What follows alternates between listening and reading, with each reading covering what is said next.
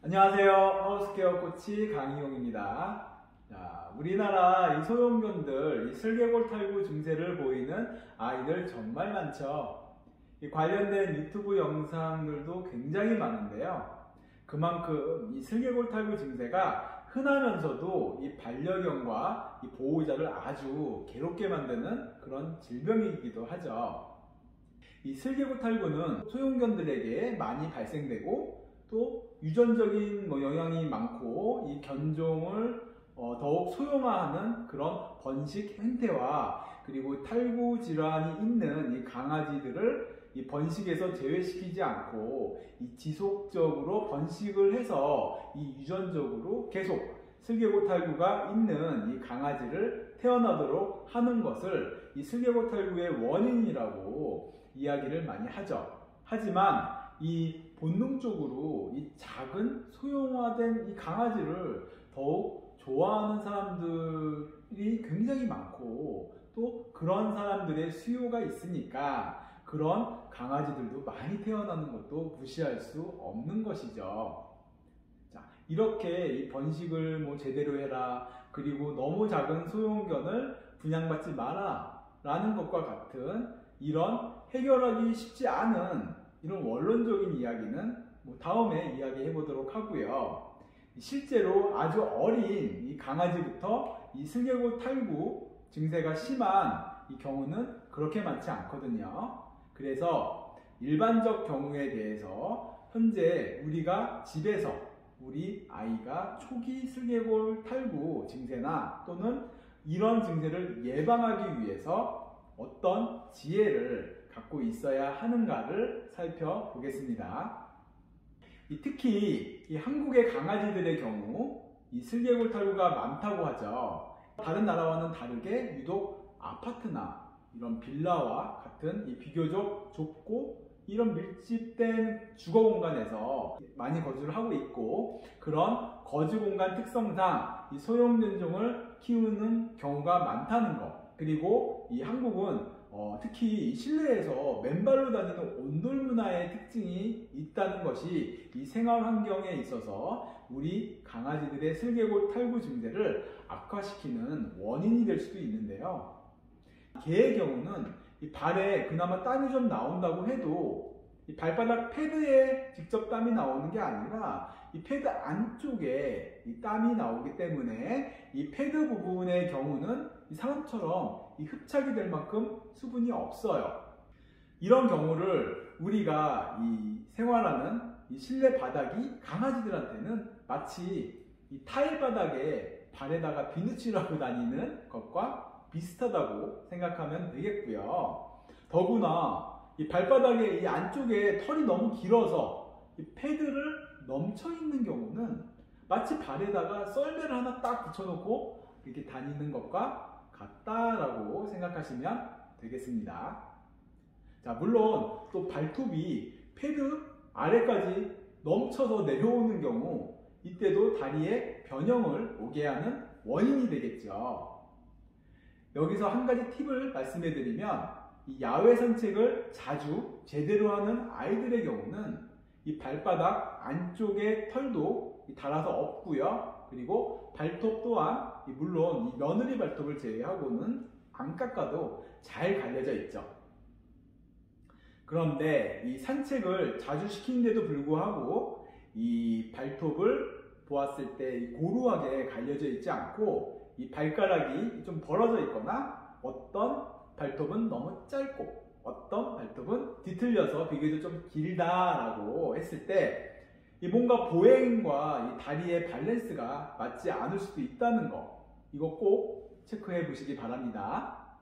자, 사실 이런 이유로 이 바깥 산책을 할 때 이 강아지에게 신발이나 이 양말을 신기는 것이 좋지 않다라고 하는 것도 이런 이유이기도 합니다. 물론 이 겨울에 이 염화칼슘 뿌리는 그런 곳에는 그곳에 가지 않거나 아니면 신발을 어쩔 수 없이 신어야 되겠죠.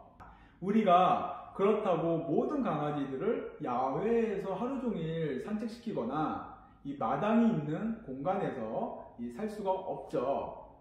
어쩔 수 없는 환경이라면 우리가 근본적으로 어떻게 하면 이 슬개골 탈구 증세를 더 이상 악화시키지 않고 또 예방을 할 수 있을까요? 미끄러운 바닥에 이게 미끄러운 방지 매트를 전체적으로 좀 다 깐다. 그리고 두 번째는 침대나 소파 등 높은 곳에서 뛰어내리지 못하게 한다. 이런 대책으로는 계단 같은 걸 만들어 줄 수 있겠죠. 그리고 세 번째는 내리막길 또는 이 계단을 내려가는 것을 최소화한다. 그리고 네 번째는 점프하거나 뒷발을 들고 이게 일어서는 통통 튀는 이런 행동을 못하게 한다. 그리고 다섯 번째는 이 뚱뚱해지지 않도록 체중 조절을 잘 한다. 이렇게 예방하는 이 대처 방법을 몇 가지 말씀드렸는데요. 사실 이런 방법들은 좀 단편적이고 일단 급한 불이라도 끄는 이런 일시적인 효과를 볼 수는 있겠지만 사실 근본적인 예방 방법이라고는 보지 않습니다. 그래서 저는 이 아이들과 이 야외에서 충분히 산책을 하고 이 집안에 왔을 때는 마치 집안이 이 절간이나 이런 예배당 같은 좀 이렇게 차분하고 이런 경건한 분위기로 강아지가 이 정서적으로 편안함과 안정을 추구할 수 있는 공간으로 이 분위기를 만들어주는 것이 중요하다고 생각하는데요. 자, 그렇게 하려면 먼저 우리 보호자분들이 이 집에서 이 아이를 자극하거나 흥분시킬 수 있는 이런 요소를 최소화하고 그리고 불필요한 접촉을 안 하시면서 이 집은 함께 릴렉스하는 공간이라는 인식을 심어준다면 이 슬개골 탈구 증세를 예방하거나 가장 특효가 되지 않을까 생각합니다. 우리 아이들이 이 집에 혼자 있을 때 혼자 미친 듯이 막 점프하고 뛰어다니고 그러지 않잖아요. 이렇게 집안에서 흥분하는 것의 대부분의 요인은 우리 보호자분들의 영향이 가장 크다는 것이죠. 자, 정리하면요. 우리 아이들의 슬개골 탈구를 예방하는 근본 대책은 이 건강한 야외 산책을 자주 하는 것, 그리고 특히 실내 이 집안의 공간에서는 우리 반려견들이 혼자 있는 것과 같은 편안하고 안정적으로 느릿느릿 쉬는 공간으로 인식을 해서 그러니까 실내 활동을 최소화하도록 해주는 것이 가장 좋은 방법이라고 생각합니다.